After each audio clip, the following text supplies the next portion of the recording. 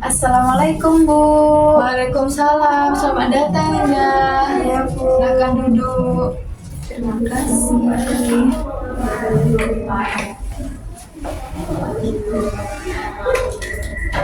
Gimana kabarnya hari ini Indah?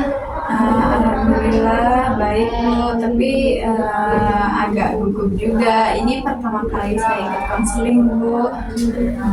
Tidak apa-apa, jangan gugup, wajar kalau kamu tuh kayak merasa gugup. Terima kasih ya sudah datang dan mempercayakan ceritamu ke saya. Sebelum kita mulai, mari kita berdoa bersama agar sesi konseling ini berjalan dengan lancar. Berdoa dimulai.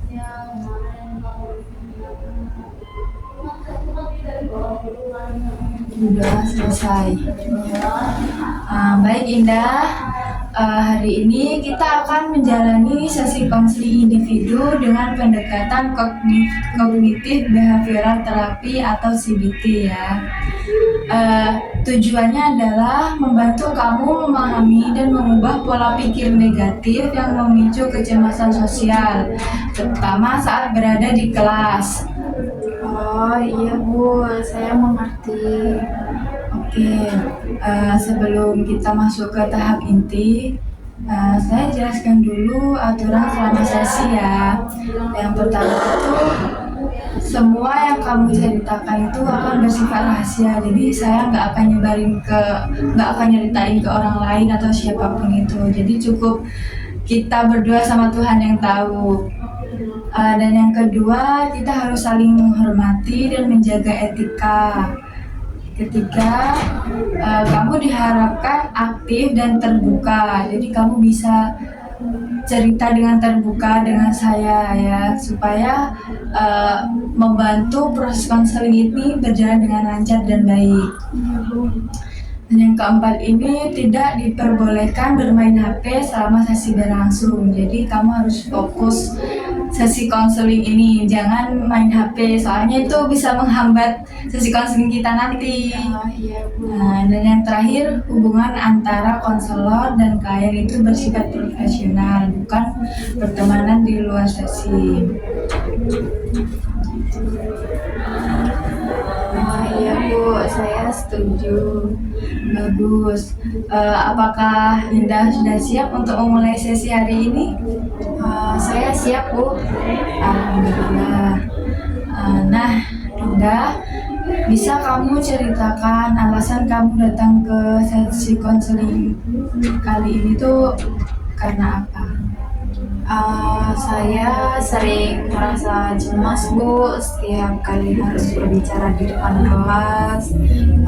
Kadang tangan saya kayak otomatis langsung bergetar, jantung saya berdebar lebih kencang, dan kepala saya langsung penuh pikiran negatif gitu Bu. Kalau boleh tahu, pikiran negatif seperti apa sih yang biasanya muncul saat itu? Biasanya saya berpikir kayak nanti mereka pasti menertawakan aku, dan atau aku pasti salah ngomong gitu Bu. Oke, saya paham. Jadi kecemasan sosial kamu itu muncul karena pikiran negatif otomatis seperti itu ya. Dalam kognitif behavioral terapi atau CBT ini, kita belajar bahwa pikiran, perasaan, dan perilaku itu saling berhubungan. Kalau pikiran negatif, otomatis perasaanmu ikut cemas. Betul begitu kan? Iya Bu, betul sekali. Baik, sekarang coba pikir, apakah benar teman-teman kamu itu pernah menertawakan kamu saat berbicara di depan kelas? Sebenarnya enggak sih Bu. Mereka biasanya hanya diam atau memperhatikan, tapi saya tetap takut karena saya dulunya pernah pernah merasakan, tapi bukan di sekolah saat ini. Jadi kayak saya ada trauma di masa lalu gitu, Bu. Berarti kamu tuh dulu pernah merasakan hal seperti ini ya Iya. di sekolah sebelumnya. Iya, tapi sekarang enggak sih, Bu. Nah, berarti ada perbedaan antara kenyataan dan pikiran kamu. Pikiran seperti semua orang akan menertawakan saya, nah itu belum tentu benar kan? Dan bisa diganti, kamu bisa mengganti pikiran negatif itu dengan pikiran yang lebih realistis atau pikiran positif. Misalnya, saya gugup, tapi saya tetap bisa belajar berbicara dengan baik. Gimana? Iya, Bu, itu kedengarannya lebih tenang dan lebih realistis sih, Bu. Bagus. Sekarang saya ingin kamu coba mengucapkan kalimat positif untuk menggantikan pikiran negatif tadi. Tarik nafas dulu. Saya mampu bicara di depan kelas. Saya hanya butuh waktu untuk terbiasa. Bagus sekali. Bagaimana rasanya setelah mengatakan itu, Indah? Rasanya lebih lega, Bu. Alhamdulillah. Nah, itu salah satu contoh self-talk positif ya, Indah. Kamu bisa melakukannya sebelum berbicara di depan teman-teman agar kamu itu lebih percaya diri. Selain itu, kamu juga bisa mencatat pikiran negatif dan menggantinya dengan yang positif ya, seperti yang saya contohkan tadi. Itu biasa disebut dengan talk record ya. Oke, Bu, nanti saya coba tulis di rumah, Bu. Baik, selain latihan pikiran positif itu, kita juga akan coba tarik relaksasi. Coba sekarang tarik napas dalam lewat hidung, tahan sebentar, lalu hembuskan perlahan lewat mulut. Nah, bagaimana rasanya setelah melakukan ini? Alhamdulillah, Bu, rasanya jadi lebih tenang, lebih lega, lebih rileks gitu, Bu. Bagus, Indah. Jadi, setiap kali kamu mulai gugup di kelas, lakukan relaksasi napas dan ucapkan kalimat positif dalam hati.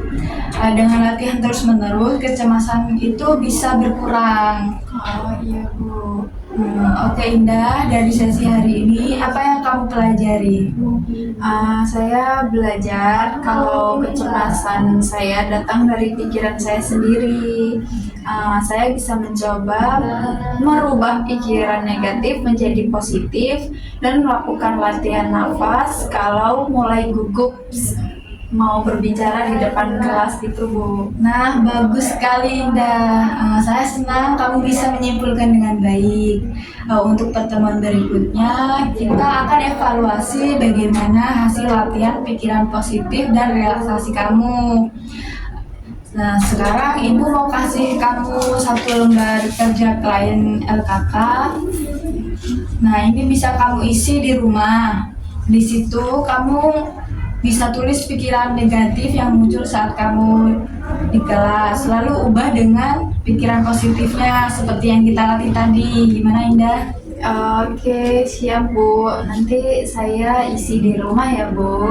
Bagus, Indah. Minggu depan kita bahas lagi hasilnya ya. Terima kasih sudah berani jujur dan semangat hari ini. Baik, Bu. Terima kasih banyak sudah membantu saya ya, Bu. Sama-sama, Indah. Saya bangga deh kamu mau berusaha mengatasi kecemasanmu. Mari kita tutup sesi ini dengan mengucapkan hamdalah bersama. Alhamdulillahirabbil alamin. Kalau begitu saya pamit dulu ya, Bu. Assalamualaikum, Bu. Waalaikumsalam. Hati-hati di jalan ya. Bu.